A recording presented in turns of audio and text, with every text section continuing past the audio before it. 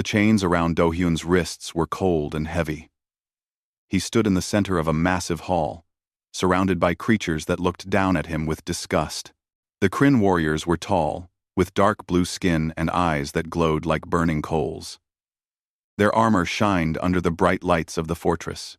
Commander Vekthar walked around the old human slowly, like a predator circling its prey. His lips curved into a cruel smile. Behind him, Overseer Thrain laughed, a harsh sound that echoed through the chamber. "This is what humanity sends to negotiate?" Vekthar said loudly. "An old man with gray hair and wrinkled skin? Where are your warriors, human? Where is your mighty fleet?" Do-hyun said nothing. His face remained calm, almost peaceful. He had seen many things in his 67 years. This was just another moment. Thrain stepped forward and grabbed Do-hyun's chin, forcing him to look up. "Answer the commander when he speaks to you, insect." The old man's eyes met Thrain's without fear. "I am listening," Do-hyun said quietly. "I simply have nothing to say yet." This made Vekthar laugh even harder. He gestured to his guards. "Take him to the observation deck. Let him see what true power looks like. Let him understand how small his species really is." They dragged Do-hyun through long corridors made of black metal. The fortress was enormous, bigger than any city he had seen on Earth. Through windows, he could see space filled with warships, thousands of them, maybe millions. They stretched as far as the eye could see, each one bristling with weapons. The observation deck was a massive room with walls made entirely of transparent material. Do-hyun was pushed to the center. All around him, in every direction, was the Kryn Armada, ships of every size, from small fighters to massive carriers that could swallow Earth's moon. 40,000 systems bow to the Kryn Empire, Vekthar announced, spreading his arms wide. "We have conquered species that were older and stronger than humanity. We have turned entire civilizations to dust. And your people? You control barely 200 systems. You are nothing. Less than nothing." Do-hyun looked out at the fleet. He did not tremble. He did not cry out in despair. Instead, he tilted his head slightly, as if calculating something in his mind. "Beautiful ships," he said finally. "How many crew members on each one?" "Minest." Vekthar blinked, confused by the question. "What?" "Your largest carriers. How many Kryn serve on them? 5,000? 10,000? Do-hyun's voice was steady, curious. Thrain struck him across the face. Blood appeared at the corner of Do-hyun's mouth, but he did not fall. He simply turned back to look at the fleet. "You dare mock us?" Thrain hissed. "I am not mocking anyone," Do-hyun replied, wiping the blood with his shoulder. "I am simply trying to understand what you are willing to sacrifice." Vekthar's amusement faded slightly. There was something in the old human's tone that disturbed him, though he could not say why. He pushed the feeling aside. "There will be no sacrifice, human. There will only be your surrender. The Kryn Empire has decided that humanity has existed independently for too long. You will serve us, or you will die. Every man, woman, and child. Every world you call home will become ours." He moved closer to Do-hyun, his hot breath washing over the old man's face. "You have 30 days. Your government will transfer control of all human systems to the Empire. Your military will disarm. Your people will kneel. If you refuse, we will burn your worlds one by one until nothing remains but ash and memory." The chamber fell silent. The Kryn warriors watched, waiting to see the human break, waiting for tears, for begging, for the inevitable collapse of spirit that came when lesser species realized their doom. Instead, Do-hyun took a slow breath. He looked up at Vekthar, and for the first time, he smiled. It was not a friendly smile. It was the smile of someone who knew something others did not. 30 days, Do-hyun repeated softly. "And if we refuse your generous offer?" Then we will show you what happens to those who defy the Kryn Empire, Vekthar growled. Do-hyun nodded slowly, as if considering this. The chains clinked as he shifted his weight. When he spoke again, his voice was quiet, but every word carried through the silent chamber like a hammer strike. Commander Vekthar, I came here to prevent a war. I came here to offer peace, to find a way for our peoples to coexist. But you have made your choice clear. You see us as weak, as prey, as slaves to be taken. He paused, and his eyes grew cold. You want war? Then we will give you war. The words hung in the air. Thrain laughed nervously, looking to Vekthar for reassurance. But the commander did not laugh. Something in the old human's voice had changed. The weakness was gone. The prisoner who stood before them was no longer just an old man in chains. He was a messenger, and his message had been delivered. Take him to the holding cells, Vekthar ordered, his voice less certain than before. Send the ultimatum to Earth. 30 days. Not 1 day more. As the guards dragged Do-hyun away, he did not resist. He walked with his head high, his eyes forward. Behind him, the massive Kryn fleet floated in space, beautiful and terrible and utterly unaware of what was coming. In his cell, alone in the darkness, Do-hyun closed his eyes. He thought of his home. He thought of his family. He thought of the secret that humanity had kept hidden for 200 years. And he waited for the 30 days to end. The emergency council chamber deep beneath Seoul was built to survive anything. Nuclear war, asteroid strikes, even planetary invasion. President Ji-won sat at the head of the long table, her face hard as stone. Around her, the most powerful leaders of humanity waited in tense silence. Show it again, she said quietly. The holographic display activated. Do-hyun's face appeared, beaten and bruised, speaking words that were transmitted across every human world. The Kryn Empire demands our complete surrender within 30 days. They consider us weak. They consider us prey. I have delivered our response. May God have mercy on us all. The transmission ended. The room remained silent for a long moment. Admiral Minho stood up. He was a tall man, with scars on his hands from years of service. His uniform was simple, without decoration, but everyone in the room knew he was the greatest military mind humanity had ever produced.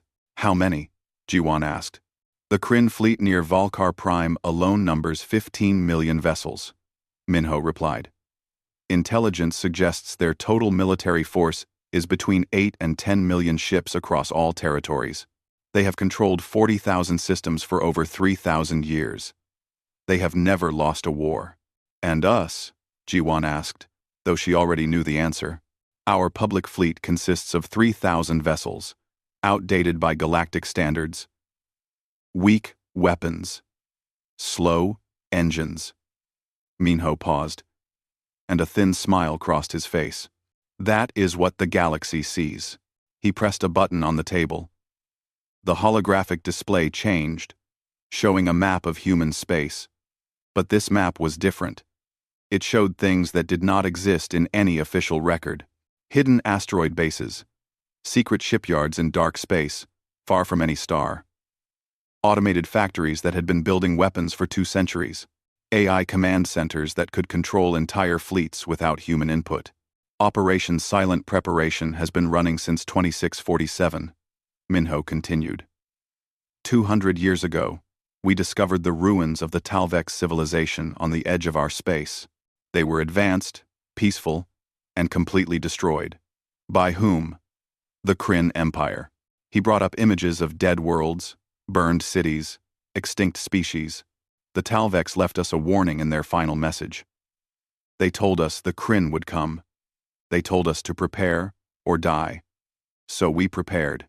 Around the table, faces showed grim determination. This was the secret that every human leader had carried for generations. Every president, every admiral, every intelligence officer, they had watched the Kryn Empire expand, knowing that one day, humanity's turn would come. Show them everything. G1 ordered. The display changed again. Numbers appeared. Ship counts. Weapon specifications. Battle plans that had been refined over decades. We have 47,000 automated dreadnoughts, Minho said.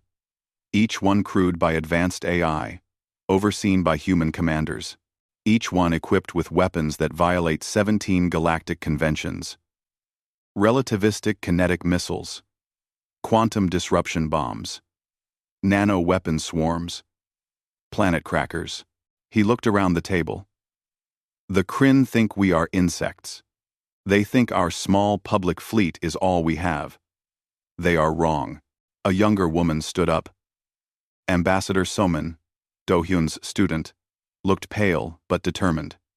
We should try diplomacy one more time. Send a final warning. They captured and tortured a diplomat, said Defense Minister Kyung-ho. They have given us an ultimatum to surrender or die. What more diplomacy is possible? One message, Soman insisted. Clear and direct. Give them a chance to stand down. If they refuse, if they ignore it, then at least we tried. Ji-won considered this. Finally, she nodded. Send your message, Ambassador. Make it clear. Make it official. Tell them to release Do-hyun and withdraw their ultimatum, or face consequences they cannot imagine. 3 days later, Soman stood before the Kryn High Council via subspace transmission. She wore her formal diplomatic uniform. Her voice was steady, but her message was ice. I am Ambassador Soman of the United Human Systems. I speak for all of humanity. You have captured our diplomat and issued an ultimatum. This is our response. Release Do-hyun. Immediately. Withdraw your fleets from our borders. Stand down. This is your only warning. You have mistaken our patience for weakness. You have mistaken our peace for fear. You are wrong. Stand down, or face the consequences. The transmission ended. Across the Kryn Empire, the message was received.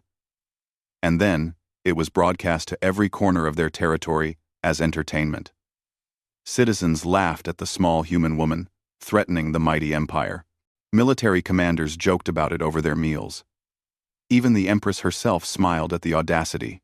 Humans are amusing, she told her advisors.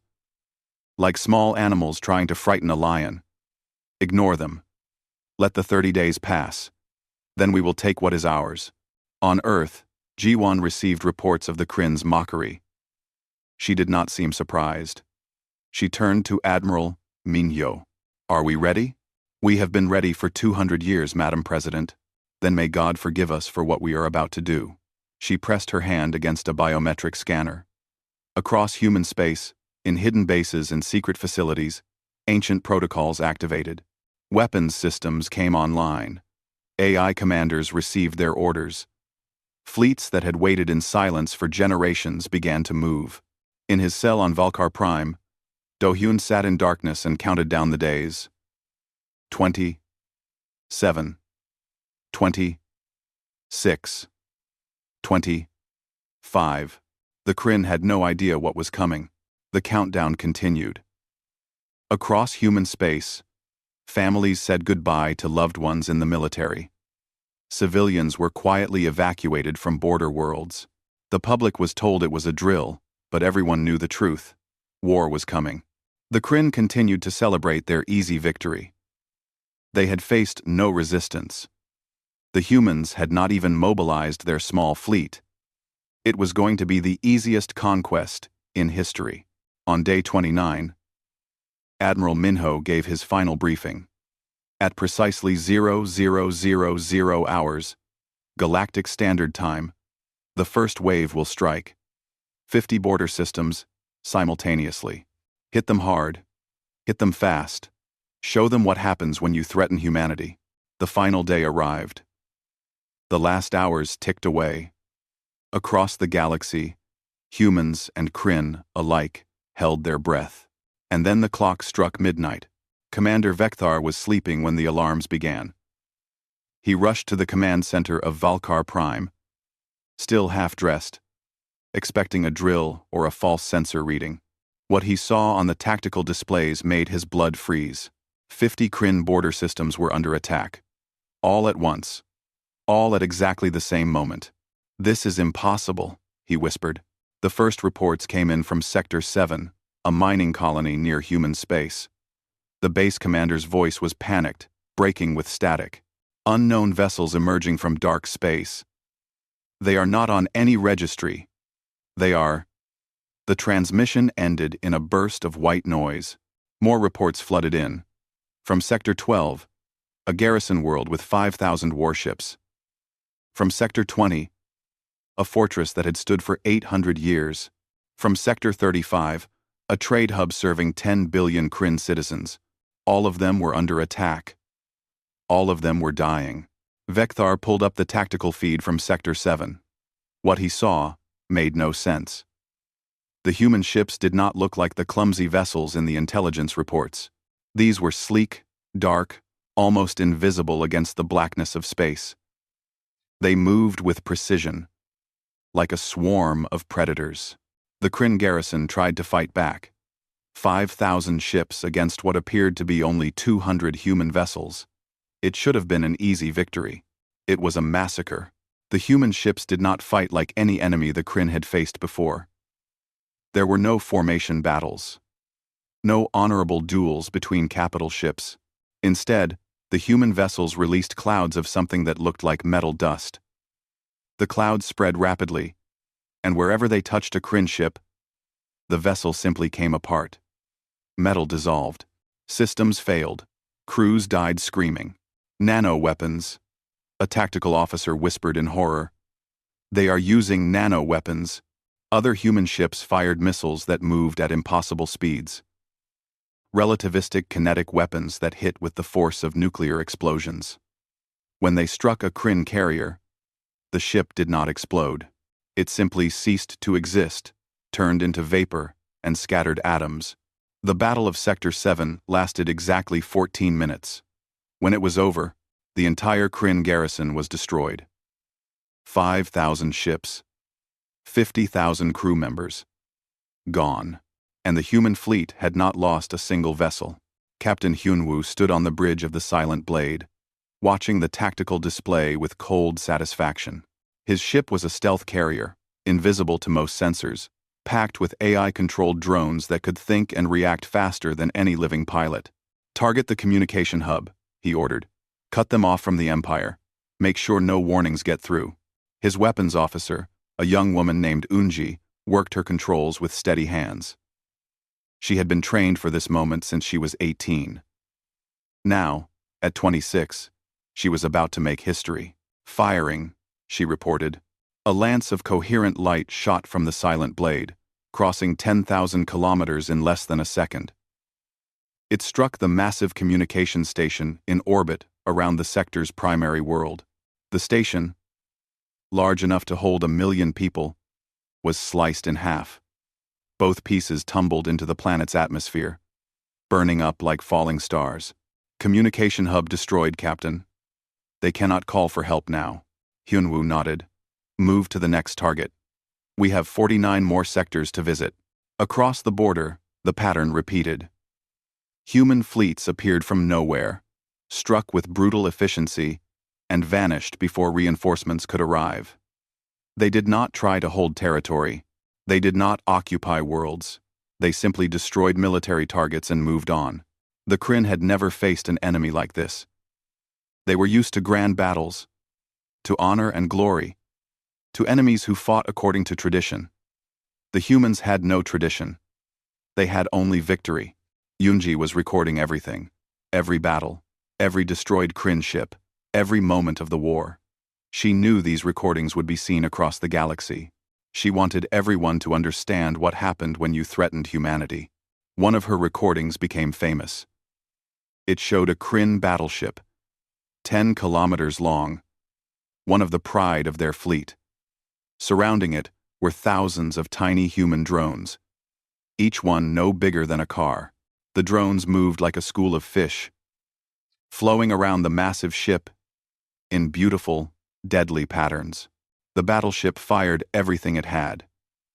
Point defense lasers cut down hundreds of drones. Missiles destroyed thousands more. But there were always more. The swarm never stopped, never hesitated, never feared.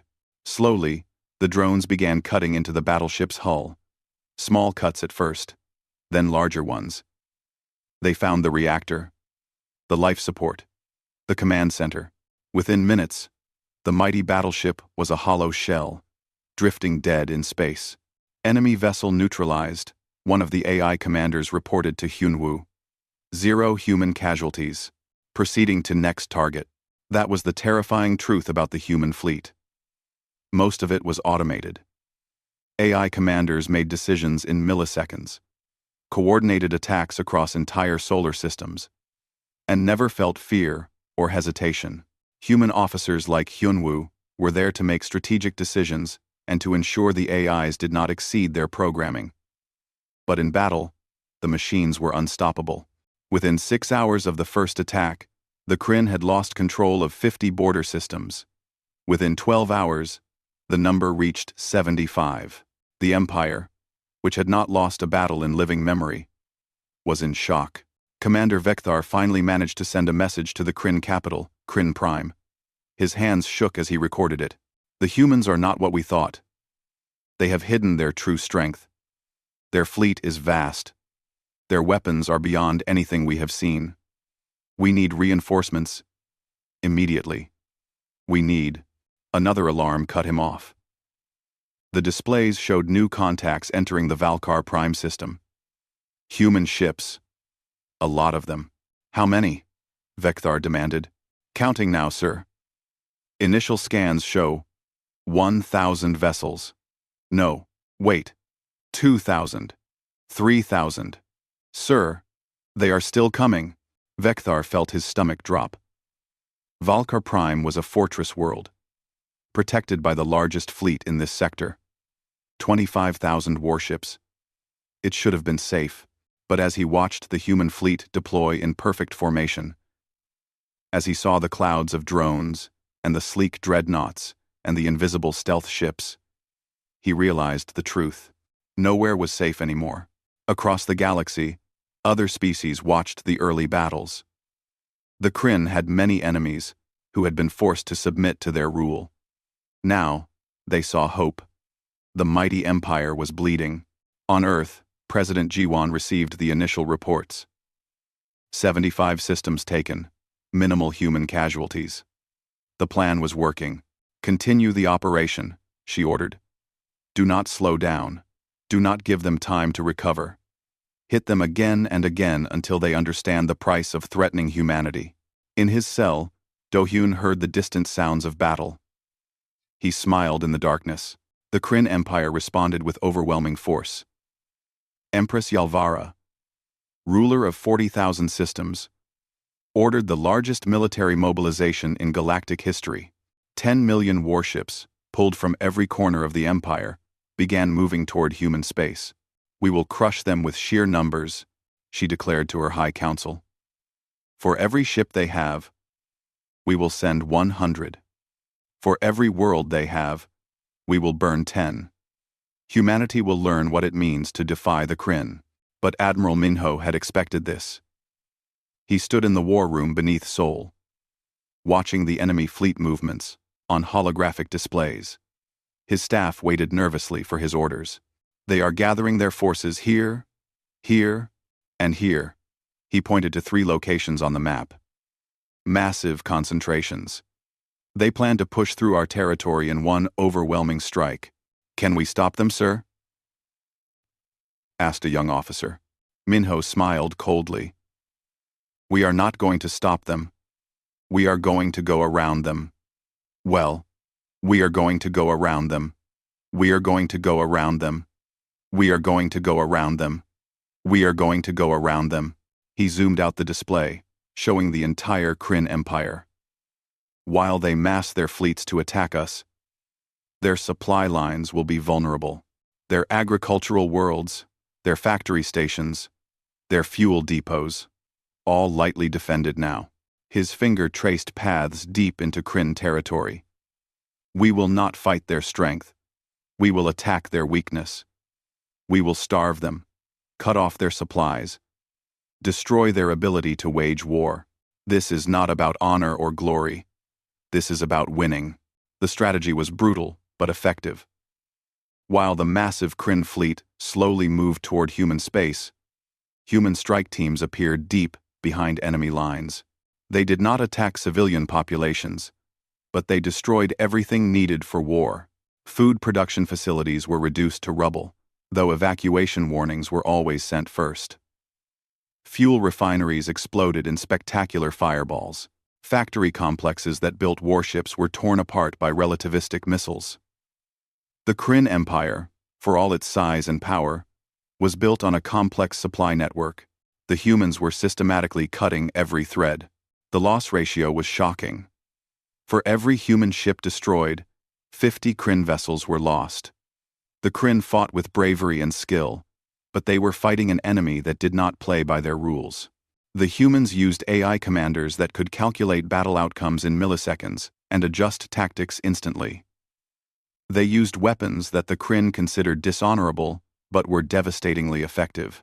They attacked when the enemy was weakest and retreated when resistance was strong. Lieutenant Chan Wu led one of the most daring missions of the war. He was a ground forces commander, specializing in rescue operations. His target was Valkyr Prime, the fortress where Do-hyun was still held prisoner. Chan Wu's team consisted of 50 soldiers in experimental combat suits. The suits were miracles of technology, mixing human flexibility with machine strength. They could survive in vacuum, withstand direct hits from energy weapons, and made each soldier as dangerous as a tank. They inserted into Valkyr Prime using stealth pods, dropped from orbit like meteors. The fortress was still heavily defended, despite the ongoing space battle above. Thousands of Kryn soldiers, automated defenses, energy shields, protecting every important structure. Remember, Chan Wu told his team as they descended, we are not here to kill everyone. We are here to get Ambassador Do-hyun out alive. Move fast, hit hard, and do not stop for anything. They landed in the fortress's outer ring and immediately began fighting their way inward. The Kryn defenders were brave but unprepared for enemies who could punch through solid walls and move faster than their eyes could track. Chan Wu's suit AI guided him through the maze of corridors, predicting enemy positions and calculating the fastest routes. Behind him, his team moved like ghosts, taking down guards silently when possible, loudly when necessary. They reached the detention center in 17 minutes.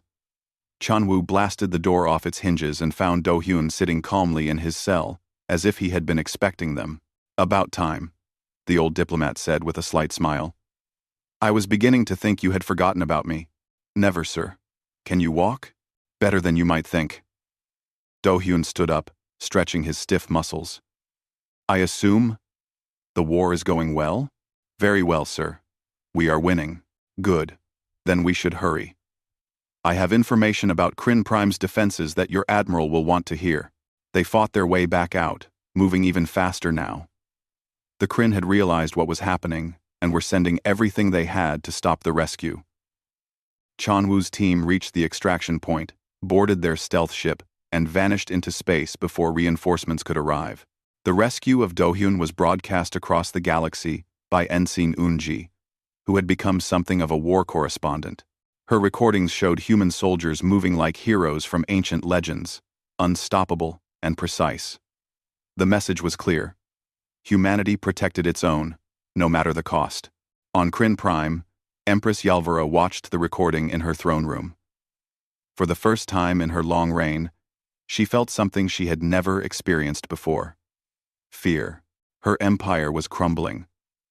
150 systems had fallen to the humans. Supply lines were severed. Entire fleets were running out of fuel and ammunition. The massive force she had sent to crush humanity was now stranded, unable to advance or retreat effectively. She called for her advisors. Contact the humans. Open a communication channel. I will speak with their leader. The message was sent through diplomatic channels. Within hours, President Ji-won appeared on the holographic display. The two most powerful women in the galaxy faced each other across light years of space. You wish to speak, Empress? Jiwan said calmly. I wish to discuss terms. This war has gone on long enough. Surely we can find a peaceful solution. Actual longer life. Serve. We. Actual say, longer life. Jiwan's face remained expressionless. You had 30 days to find a peaceful solution. You chose to mock our diplomat, to torture him, to threaten our people with slavery and death. Now you want peace because you are losing? I am offering to spare your people further bloodshed, Yalvara said, though her voice lacked its usual confidence. We can negotiate borders, reparations, whatever you desire. But spare Kryn Prime. Spare our homeworld. Jiwan leaned forward, and her eyes were as cold as space itself. You had your chance, Empress. You chose war. You said you would burn our worlds to ash. You said you would enslave our children. Did you think there would be no consequences? She stood up, preparing to end the transmission. Our fleet will arrive at Kryn Prime in 1 week. I suggest you use that time to evacuate anyone you wish to save. Because when we arrive, the Kryn Empire ends. The transmission cut off, leaving Yalvara alone in her throne room. Finally understanding the magnitude of her mistake, she had awakened something that should have been left sleeping. She had threatened a species that fought not with honor, not with tradition, but with absolute determination to survive. In the human fleet approaching Kryn Prime, Do-hyun stood beside Admiral Minho, looking at the tactical displays. The final battle was coming. What will you do? Do-hyun asked quietly. Will you really destroy their homeworld? Minho did not answer immediately. He watched the stars, the massive fleet around them, the weight of history pressing down on his shoulders. That depends on them, he finally said, and on whether they have learned anything from this war. The human fleet arrived at Kryn Prime exactly when Admiral Minho said it would. 20,000 warships, surrounded by clouds of automated drones, all hanging in space, like a promise of death. On the surface of the Kryn homeworld, 15 billion citizens looked up at their sky and saw their doom. Empress Yalvara stood on the balcony of her palace, watching the human ships blot out the stars. Her military advisors had fled. Her government had collapsed. She was alone, waiting for the end. But the attack did not come. Instead, a single shuttle detached from the human fleet and descended toward the planet. It landed in the palace courtyard, and from it emerged 3 figures: Do-hyun, Admiral Minho, and Ambassador Somin. They walked calmly toward the palace, unarmed and unafraid. Yalvara met them in her throne room. She expected gloating, cruelty, revenge. What she saw in their eyes was something far more frightening: pity. Empress Yalvara, Do-hyun said formally, bowing slightly. We have come to discuss terms. Terms? She laughed bitterly. What terms can there be? You have won. You have destroyed my empire. Now you will destroy my people. No, Somin said firmly. We are not here to commit genocide. We are here to ensure this never happens again. Treat. Somin. Kroot. Minho stepped forward and activated a holographic display. It showed a map of what used to be the Kryn Empire, now broken into thousands of independent systems. The Kryn Empire will be dissolved, he stated. Every system you conquered will be given back its independence. Every species you enslaved will be freed. Your military will be reduced to defense forces only, with no capability for offensive war. You would break us into nothing. Yalvara whispered. We would give your people a chance to be something other than conquerors, Do-hyun replied gently. For 3,000 years, the Kryn have defined themselves by war, by dominance, by forcing others to submit. That ends now. But your species does not have to end. Your culture, your people, your homeworld, all of this can continue. Just not as an empire. He pulled up another display, showing a new structure. Humanity will establish the Galactic Defense Coalition. Any species that wishes to join may do so. The purpose is simple: to prevent any single empire from ever growing powerful enough to threaten others, to ensure that what the Kryn did to others, what they tried to do to us, can never happen again. Yalvara was silent for a long moment, processing what she was hearing. "You could kill us all," she finally said. "You have the power. Why show mercy?" It was Minho who answered, his voice hard but honest. "Because we are not you. Because we fight to protect, not to conquer. Because we remember what it is like to be threatened with extinction, and we will not become the monsters we fought against." He leaned closer. "But make no mistake, Empress. This mercy comes with a price. If the Kryn ever attempt to rebuild their empire, if they ever threaten another species, we will return. And next time, there will be no negotiations." Salmon stepped forward with a data tablet. "These are the full terms.